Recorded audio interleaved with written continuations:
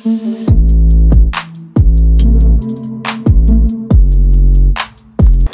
what's up? This is Cotman back again for another Epic Apps. Ngayon 2024, guys, unang Epic Apps po natin. Kung interesado kayo, let's start. So, unang Epic Apps natin is itong si CPU Monitor Temperature. Yes, yung nakikita nyo sa mga video reviews ko kung saan pinapakita ko yung floating battery temperature and sometimes even CPU monitor natin, nakikita natin, papakita ko lang sa inyo saglit. Kaya mga ganyan, nakikita nyo yung ganyan, yung nagfo-float, yan, no, makita, gagalaw ko lang para makita nyo yung fluctuation ng kanyang CPU. Saan ba yan? Ito, yan. Yung nagpa-fluctuate siya, bigla siyang nagpo-fall kasi ginalaw natin yung screen. So, hindi natin gagalawin, mababa lang siya ulit. So, yan. Ngayon, paano nagkakaroon ng floating window dyan? So, pag na-install nyo na to, etong kinaganda rito, hindi nyo kailangan kasi i-activate dito ang developers option. Yes, so hindi magkakaroon ng conflict sa inyong mga Gcash. So, save po ito and gamit ko na to na matagal na. Actually, na-feature ko na to back in 2022 o 2021. Since pero wala naman, hindi naman siya masyadong sumikat. Ang mas nagamit is yung thermal monitor kasi nga, mas simple lang yon at walang ads yun. Dati, ngayon meron na kasi may gawa ng premium na siya is, yeah, hindi na to masyado napansin. Yes, meron po itong ads. Kita nyo naman, obviously, may ads ka na agad. Oh. Pero may ads lang naman yan kapag in-open nyo yung app. Pero dun sa floating window, hindi po nag-show siya ng ads. Okay? Dito lang yan sa app. So, once na na-setup nyo na, hindi nyo na ulit makikita yung itong settings niya or setup niya or yung UI niya na nag-show ng ads. Okay? So, sa setup natin, paano natin i-setup yan? Una, click nyo ito nasa taas. Nakalagay floating window. Click nyo lang po yan.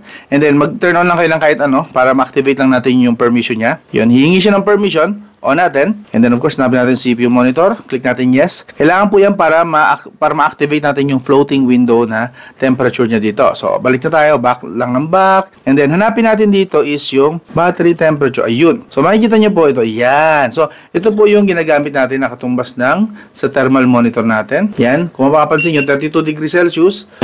32 degrees Celsius din. So, pareho naman po siya. So, the rest po, kung gusto nyo dagdagan, pwede nyo dagdagan yan actually. Kasi marami po itong feature di gaya doon sa thermal monitor. Mas marami siyang kayang ipakita sa inyo. Like yung CPU usage. Ayan, makikita natin. Ayan, pag ginalo natin ito, biglang akit yan eh.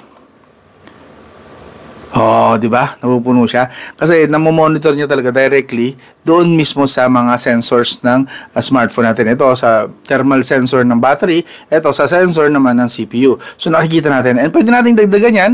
Kung gusto niyo punuin niyo ng punuin yung screen niyo, bahala kayo, trip niyo naman. Kunwari, lagay niyo lang din tong what else. Ito. Para nakikita nyo rin yung ganitong style ng floating. Pwede rin. Yan, makikita nyo yung record. Ito naman, pinapakita nyo yung record ng konsumo ng ano. Pwede nyo palitan din yung kulay niyan. Kung ayaw nyo ng gray, yan, pwede nyo palitan po. Depende sa mga trip yung kulay. Pero usually, ginagamit natin black lang. And hanggang memory information. Ito naman, sa RAM. Meron din tayo para sa RAM. Yun. Kung gusto nyo, isang bagsakan na lang, off natin to lahat. Off natin ito, off natin to. Off natin lahat. Meron siya ditong kompleto eh. Ang sa yung system monitor. Wait, Yan, system monitor. Pag kinlik mo yan, actually, i-show nyo na halos lahat. Battery percentage, RAM, and CPU temperature. Kaso hindi natin sinusunod ang CPU temperature kasi baka malito kayo na akala nyo yun yung battery temperature. Hindi yan yun. Kasi CPU temperature, mas mainit talaga kasi nandun yung trabaho. And mas mataas naman ang threshold doon. So, hindi natin masyadong kailangan yung CPU temperature. Ang kailangan nyo dito is yung battery temperature, which is yun yung actual, yun yung mababa. Yun yung nakikita nyo na. Nakita natin na, yan, 32 degrees Celsius.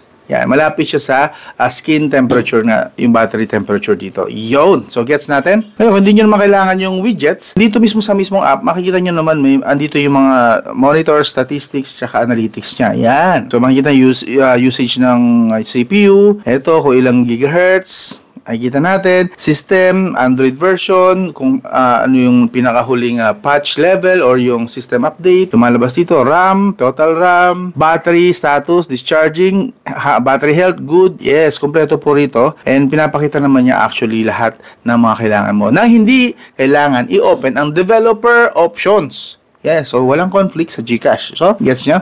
So, yan. Lipat naman tayo sa pangalawang Epic Apps. Sa pangalawang Epic Apps ay World TV. So, ito pong World TV app po is makapanood nyo po ang mga channel, mga movie channel, news channel, and even other channels na international. Wala akong nakita ditong local, so expect na mga international to. Hindi lang actually movies, mga videos. Meron din siyang mga radyo actually. So, marami-rami din kayo mapapakinabangan dito. It's just that hindi ganun karami yung list nila ng mapapanooran nyo or for entertainment. Like dito sa news, pwede kang pumili. Ito, sikat to, Al Jazeera English. Try natin. Expect din na yung iba hindi gumagana na mga features na links. Siguro possible na hindi pa kompleto yung development nito kasi as far as I'm concerned, bago lang po ang app na to. So nakikita nyo, meron makapanood tayo ng news dito. Lipat tayo sa iba. Like this one, sa movies. Ito yung mga hindi gumagana. Natest ko kanina hindi gumagana. Itong Film Rise, hindi siya gumana kanina eh. Yeah, like this one, nakikita nyo na may error. Ito hindi to gumagana rin, I believe. Ayan, nag-error. Pero ito gumana. Nakita ko, tinest ko kanina itong comedy. Yan. So, may mga mapapanood kayo rito na, actually, sikat to eh. The Longest Yard yata to ni Adam Sandler. Yeah. So, yan. So, may mga features dito na gumagana, merong hindi. So, yan. Makakapanood po kayo ng movie rito. And also, makakapanood din kayo ng other TV channels naman, kaso konti lang dito. So, free TV, IPTV ito. Pili kayo kung anong bansa. Again, wala akong nakitang Pilipinas dito eh. So, yan. No Philippines here. Pero kung gusto nyo makapanood ng TV ng ibang bansa, ito po yan. Try natin mag-open ng isa. Ontario TV. Hopefully gumana. Hindi. CBC. Hindi rin. Anong gumagana? Wait. Ayun. Gumana. Itong channel na to. How about this one? Yan. English pala ito. So, yun. May mga gumagana, mayroong hindi. So again, bagong app lang po kasi ito. As you can see here. Yeah, February 9, 2024. And ilan pa lang ang downloads nito? Nasa 10,000 pa lang yata. So recent lang ito na app. Ay, nawala. But anyway, yun si World TV. Iwan ko yung link nito sa video description in case na interesado po kayo doon. Again, expect na marami pang kulang doon sa features niya. So, just in case lang na pag naghahanap kayo, try nyo na lang ko i-click. Pag nag-work, good for you. Pag hindi, move on. Huwag nyo daanin sa violenteng paraan. Okay? So, again, supportan natin. Pinoy yata ang nito, ang developer kasi PH nakita nyo yung developer. So, parang Pinoy nga yata developer nitong isang to. ABC News. Yun, gumana. So, again, may gumagana, merong hindi. So, try lang kayo ng try hanggang sa makapili kayo ng mapapanood nyo. Alright? So, labas na tayo rito. Pangatlong app. So, pangatlo po na app dito sa list na to is si LocalSend FOSS AirDrop. So, free open source software po ito ha. Free. Available po siya sa iba't ibang mga platform. Okay? And the best part, nasusolve niya yung problem ng sending ng Android to iPhone or Android to MacBook or so on and so forth. So, yes, available din po siya sa iPhone. Just in case na curious kayo. So, yes, mayroon tayong nearby share Android to Android. Good yun. But, hindi po tayo makapag-send direct diba sa iPhone. Ito po yung solution doon, si LocalSend. So, Android to iPhone or iPhone to Android, vice versa, kayo nang bahalang dumiskarte, magagawa nyo na po mag-send kahit gaano kalaki po yung file. Video man yan, picture, music, kahit ano. And also, yung network is local lang. So, that means, ang kailangan nyo lang is connect lang sa parehong Wi-Fi or hotspot, kung hotspot ang gagamitin nyo. Hindi po lalabas yung file nyo, hindi po lalabas yung mga data nyo, pictures nyo, outside sa inyong network lang. So, very safe po ito gamitin and tested na po. Marami na pong sikat na YouTuber actually lang gumagamit ito kapag kailangan nila na mag-transfer ng files, malalaking files from Android to iPhone. Again, alam ko yung nearby share, baka meron na naman dyan magmarunong. Yes, alam po natin yung nearby share, Android to Android po yun, or Android to Windows actually available na rin. But this one, Android to Apple, magagawa na po natin. So, papakita ko lang sa inyo, open natin. Receive tayo, send tayo. Send tayo ng isang media. So, pili tayo kunwari itong picture na to ni Willem Dafoe. Dabihan na natin siguro sa pang-picture. Yan, tatlong pictures. Send natin, confirm. So, dapat lalabas dito yung pangalan nito. Great Pineapple. Ayun, nadidetect niya. And that's an iPhone. Alam niya rin na kung ano yung pinagsasenda natin. So, kung okay ka na dyan, click mo lang yan. Accept or decline. So, siyempre, i-accept natin yan. Accept. Allow, para makita rin natin yung pictures. And then, same ba ng quality? Base rito, balik tayo, 23 kilobytes yung sinend natin, nakarating ng 23.1 kilobytes pa rin. So, pareho po. So, same na quality. Kung ano po yung sinend mo, yun din po makakarating. And instant halos. Depende yan actually sa laki ng file size, kung gaano kabilis yung transfer. But siyempre, picture lang yung pinakita natin. Kaya instant na instant. So, try natin. Sige, try natin yung video naman. How about video? Etong video na to, 4 minutes. May kalakihan sigurado to kahit papano. Confirm natin again. Great Pineapple. Done na to. So, yan, nadidetect niya ulit. Click natin to. And then, accept. 35 MB. Yes. Instant. Hindi na po kasi ito lumalabas ng network. Hindi na po ito dumadaan sa server ng developer ng app. Within local network lang talaga umiikot. Kaya mabilis po yung transfer. Tsaka real time. Okay? So, yun, natanggap na natin. Try natin i-play. Save in photos. Check natin. So, yun na nga siya. Yun, yung sinad natin. So, ito yung sinad natin. So yeah, parehong-pareho din naman. My mother and stepfather. Yes natin yan. So yun. Favorite ko po silang panoorin kasi mahilig sila sa horror stories. Podcast po sila ng horror stories. So yun. Nasa TikTok po sila. So yun. Local Zenfos airdrop. Free lang po ito. No ads. Free lang po. Samantalahin nyo po habang free pa. Okay?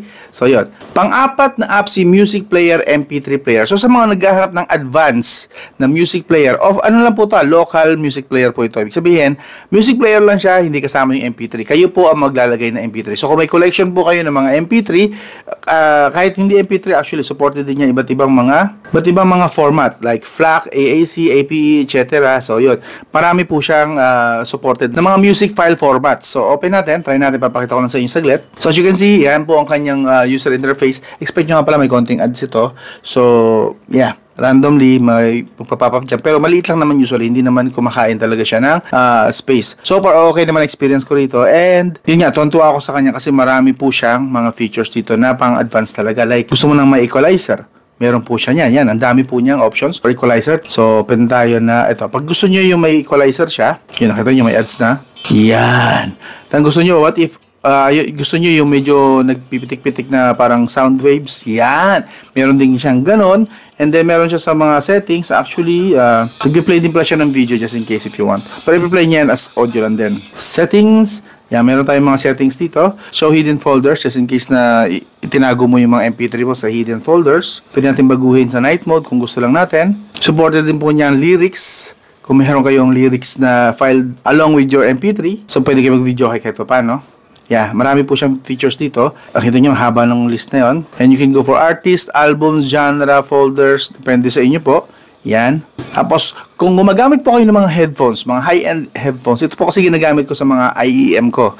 Mga in-ear monitoring na earphones. So, click nyo lang po ito. Marami po siyang ipapakita sa inyo na mga effects like 3D reverse, 3D rotate, mega bass. Yan. So, meron tayo kung gusto nyo lang na magkaroon ng effects. Kasi, mas effective ito kung meron kayong mga earphones na high-end. Maririnig nyo talaga yung mga yan. Okay, use.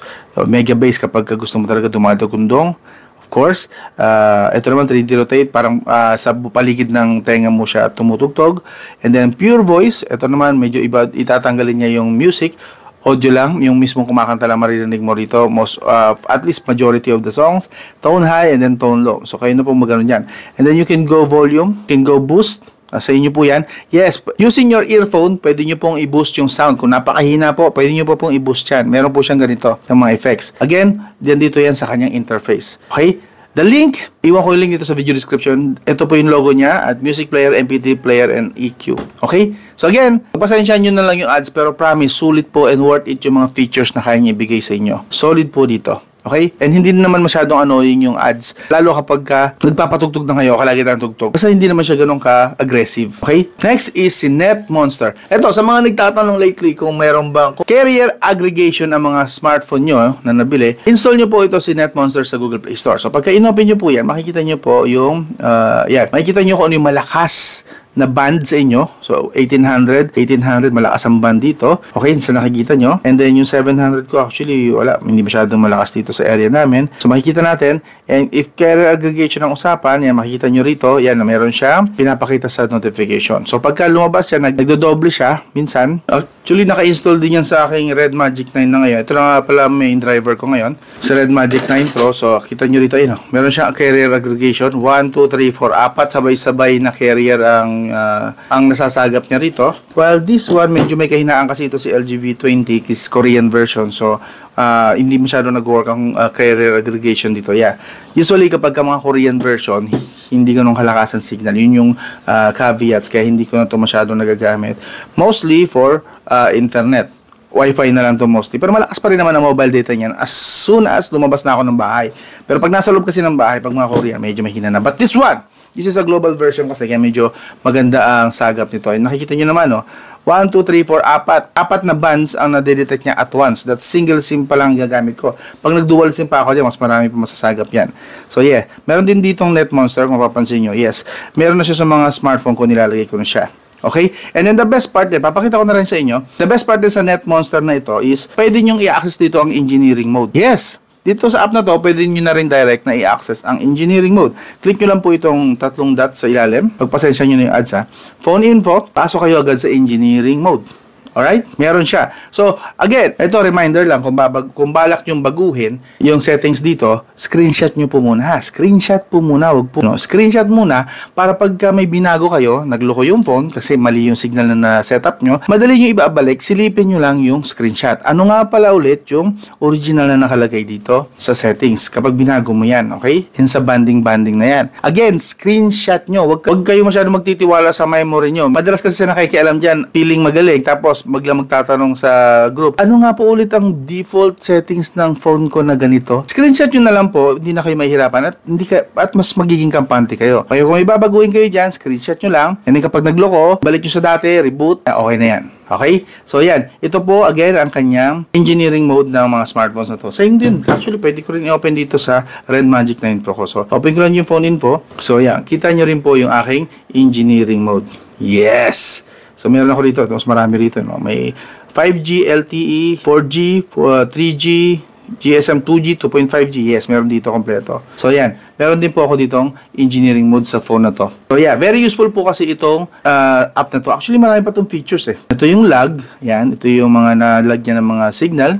Today, at least. All cells. Tapos, all operators. Lalabas din dito. Ito, all technologies. So, available ang 2G, 3G, 3G, 4G, 5G. As you can see, mas maraming signal dito sa Red Magic kasi mas maganda ang signal dito. Kaya ito na pinili ko ngayon eh. Kasi malakas po ang signal nitong Red Magic na to. Again, NetMonster, available po ito sa Google Play Store, free. Okay? Ngayon, lipat naman tayo sa, last na po ito, dito sa Open Signal 4G 5G speed test. Yan. So, ano naman na ito? Speed test lang po ito actually. So, na-feature ko na ito actually sa last year. And dito, tina-check lang nito ang speed test. Papakita ko lang sa inyo saglit. Both Wi-Fi and mobile data po supported nito ha. Yun, meron tayong Mbps, upload, latency, 7 millisecond. Then, try din natin sa mga streaming. Kung mahilig kayo manood ng videos like Netflix, YouTube, pwede nyo pong i-test yung streaming quality. Okay, ito 360p lang so far. So yun, makikita natin kung may buffering. Ang loading niya, wala pang 1 segundo.